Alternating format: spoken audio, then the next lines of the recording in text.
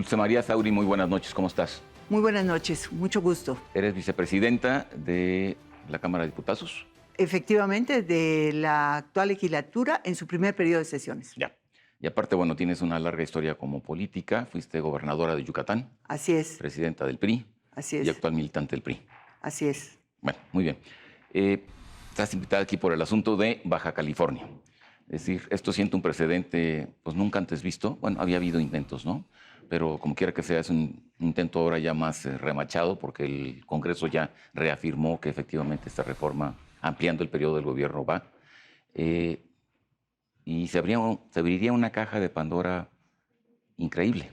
A ver, la primera cuestión es señalar que el calendario electoral de Baja California cambió desde 2014. No solo en Baja California, en muchos estados del país, para poder alinear su elección constitucional con la elección federal, bien fuera la intermedia o en el año de elección presidencial. Bueno, en Baja California, desde ese 2014, el Congreso del Estado hizo la reforma correspondiente, que es el famoso decreto 112, con un transitorio, el octavo, donde decía que cuando eligieran en 2019 lo iban a hacer por 2 años. Estamos hablando de 5 años antes. Nadie tenía en el radar que en aquel entonces ya era Jaime Bonilla por primera vez diputado federal por el PRD, gracias al apoyo que le había dado el presidente López Obrador, que fue candidato a la presidencia de la República en 2012. Pero nadie sabía que iba a ser el candidato. Bueno, pues resulta que una vez que se abrió la baraja de candidaturas para el 2019, empezaron los intentos para cambiar el periodo de 2 a 5 años. 2 veces la Sala Superior del Tribunal Electoral del Poder Judicial de la Federación les dijo, no se puede hacer eso. Ustedes decidieron esto y tienen que ser consecuentes. Ya se había convocado elecciones cuando sucedió este intento y el tribunal dijo no.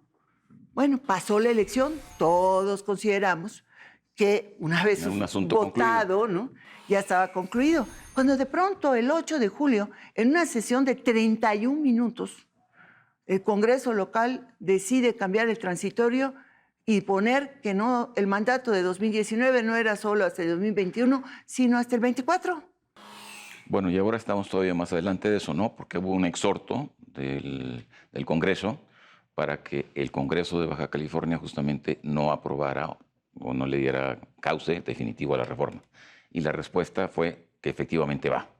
En una sesión también bastante... Sí, lo que pasa es que por la prensa nos enteramos de la respuesta. Todavía formalmente la Comisión Permanente no la recibe, pero ya sabemos que es en sentido negativo y prácticamente dicen, hacemos lo que queremos porque somos un Estado soberano. Cuidado, los 31 entidades, la Ciudad de México, soberanos en su régimen interno, pero todos pertenecemos, todos formamos parte de una federación. Hay que respetar la Constitución. Absolutamente la Constitución. Bueno, a eso vamos luego. Pero entonces, por lo pronto, lo que sabemos es esto, que sí va, y que se han empecinado, bueno, tanto el gobernador electo, Bonilla, como los congresistas. ¿Cómo se llegó a este punto y si hubo ahí alguna transacción de alguna naturaleza monetaria? Pues digo, no está demostrado, pero se podría suponer. Mira, yo diría que en ese tema, cuando el río suena, agua lleva. Pero independientemente de que esto tendrá que ser comprobado con elementos suficientes, están las cuestiones políticas. La composición del actual Congreso, bueno, al 31 de julio terminó la legislatura. Es mayoría del PAN, hay 5 diputados del PRI, hay diputados 2 de Morena, eso por cierto. Dicho sea de paso, eso deja mal parados a todos los partidos. Absolutamente a todos. Y al PAN como partido gobernante en una condición todavía más grave. Y ahí viene lo importante, Jaime. El PAN como partido gobernante tiene la obligación de exhortar a su gobernador, Francisco de la Vega, para que publique en el periódico oficial de Baja California esta reforma. Y la razón... Explica eso, ¿por qué es urgente que lo publique, digamos? Porque si no publica el gobernador la reforma, y dado que ya se mostró fehacientemente que el Congreso no lo va a hacer, no va a publicar porque tendría la facultad de hacerlo, pero no lo va a hacer. Ni la anterior legislatura, o sea, la que concluye el 31 de julio, ni la que viene, que tiene mayoría de Morena. Pero el gobernador, que va a estar hasta el 31 de octubre, podría ya publicar la reforma bajo protesta. Él ha estado diciendo que no la va a publicar. No es cierto, ¿eh? Eso no es ninguna manera de solidarizarse con la Constitución Federal de México. Es una manera de abrir un flanco para que se vulnere. ¿Por qué razón? En el momento que se publique en el periódico oficial de Baja California, ya hay un hecho cierto. Y a partir de ese momento se pueden activar todos los mecanismos legales de impugnación. Bueno, vamos a eso entonces. Los municipios de Mexicali y Tijuana metieron una demanda constitucional. Una controversia constitucional. Una controversia constitucional que les fue justamente negada por la Corte porque esto no es un hecho legal todavía. Efectivamente. Entonces, ahí tenemos esas, la ¿no? muestra. Sí. ¿A qué jugarían si el gobernador no decide ejercer esta facultad? A que se vaya al olvido, al limbo. Pero eso no va a pasar. ¿Quién sabe? Estamos hablando de un país en que cada día hay sucesos diferentes que nos dejan en estado de perplejidad, por decirlo suavemente. Bueno, pero por ejemplo ya sabemos que estos dos municipios ya metieron esta Pero ya controversia. se la rechazaron. Pero bueno, pues, supongo Lo que una vez pueden que volver, se apruebe, pero ¿no? nada puede ser, ni tampoco la controversia constitucional que pudiera eso me queda presentar, claro. ni la acción de inconstitucionalidad. Lo único que procedería, ¿sabes qué es? Ahorita, sin publicar la reforma, el amparo. Que Jaime Bonilla probara que verdaderamente es el demócrata que dice ser. ¿Por qué? ¿El amparo a qué? El amparo contra el Congreso del Estado, porque a él sí le vulneran su derecho político. Él fue electo por 2 años. No, bueno, pero lo que estás diciendo es verdaderamente una contradicción en términos, porque pues obviamente el principal interesado en la extensión del periodo es él y él es el que Pero él ha estado promoviendo, diciendo, ¿no? ¿Verdad? Que él no tiene que ver en las decisiones del Congreso. Ahí podría aprobarlo. Hechos son amores y no buenas razones. Bueno, pero ahí está. Si no, por favor, la llamada al gobernador, públiquela. Si no, a todos nos dejan en estado de indefensión. Bueno, ahora, desde el punto de vista político, esto tiene o tendría una serie de impactos, ¿no? Porque sentaría un precedente, pues, abrías una caja de Pandora. Cualquier gobernador en cualquier estado estaría en la posibilidad, en términos si tiene el control del Congreso, de ampliar ese periodo indefinidamente, ¿o cómo sería la cosa? A ver, quien puede lo más, en este caso ampliar el periodo, podría lo menos. Un Congreso de un estado que ahora hay una mayoría de congresos dominados por Morena, podría eventualmente decir, pues este gobernador que lo elegimos por 6 años, le ponemos un transitorio y lo dejamos en 3, o 2, o 4, o lo suficiente para quitárnoslos de encima. Ahora, ¿cuál sería el sustrato, o cuál es el sustrato de la Constitución que efectivamente hace que esto no sea legal? La primera es el principio fundamental de certeza. Cuando vamos los ciudadanos a las urnas, hay una convocatoria que dice no solamente a quién, entre quiénes podemos elegir, ¿Por cuánto sino tiempo? por Claro, cuánto tiempo. obviamente. Y esto está vulnerando este principio de certeza.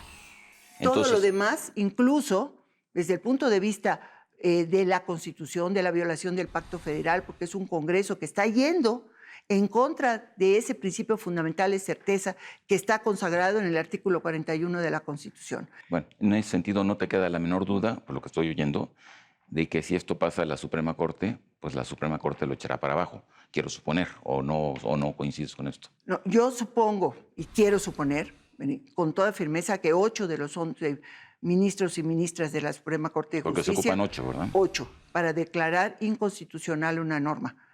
Estarán del lado de la legalidad y sobre todo del lado de la Constitución. Ahora, pongamos en un caso extremo, digo, igual no ocurre, mejor que no ocurra, pero Porfirio Muñoz Ledo dijo que podría proceder en determinado momento la desaparición de poderes en este caso.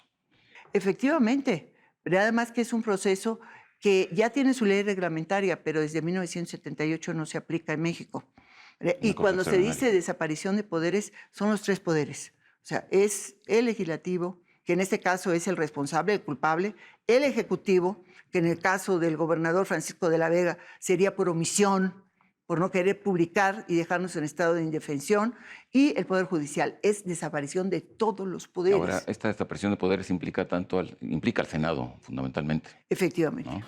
Efectivamente, pero está sumamente normada precisamente para evitar los excesos del pasado. Bueno, esperemos que no se llegue a ese caso. Como quiere que sea, uno de los elementos positivos, entre comillas, que deja esto es que justamente ha provocado que el conjunto de los partidos, incluso una buena parte de Morena, porque hay una parte que sí está a favor, esté en contra justamente de esta extensión del mandato, ¿no? Así es. Esto es un elemento positivo dentro de este desastre. Indudablemente, ¿no? El debate que hubo en la Comisión Permanente, el segundo debate sobre estos temas, porque también hubo hace algunas semanas otro muy intenso, nos muestra con claridad las posiciones de todos los partidos, ¿eh? Ahora, el partido mayoritario, que es Morena, podría ir mucho más allá de lo que está yendo. Primero, yo no considero que la neutralidad presidencial sea el mejor camino para este asunto. Tiene facultades el presidente de la República, el Ejecutivo, para iniciar una controversia constitucional. Está también la Secretaría de Gobernación, que también ha tenido una posición bastante Bueno, ambigua. una cosa dice la secretaria como exministra y otra cosa dice su subsecretario. Entonces creo que ahí también hay contradicciones, pero esa es una contradicción política. La contradicción legislativa seria podría ser subsanada con una instrucción presidencial a la Consejería Jurídica para interponer una controversia constitucional. Tiene todas las facultades legales. No quiere activarlo políticamente, tal vez porque en el fondo de su corazón está contento de que su amigo en vez de 2 se quede por 5 años. Entonces, lo que sí es muy relevante es, me parece que son dos cosas. Una, la que ya dijimos, los partidos, las oposiciones se han unificado en torno a este asunto. Una buena parte de Morena está en esta misma sintonía. Y bueno, lo segundo es que aparentemente pues esto no pasará en la Corte, ¿no?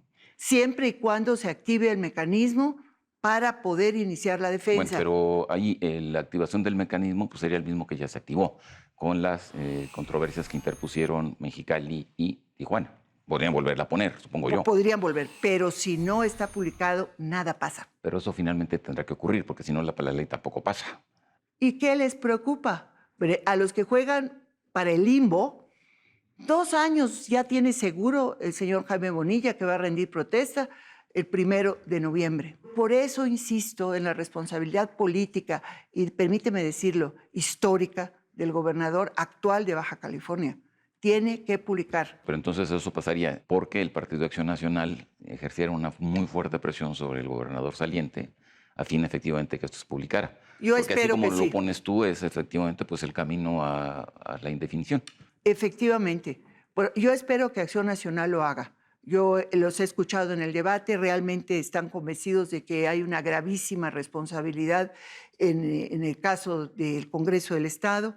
Y también quiero señalar otra cosa. Baja California es el estado que en 1989 registró por primera vez el triunfo del PAN. Hace 30 años. Efectivamente. Con eso cerramos.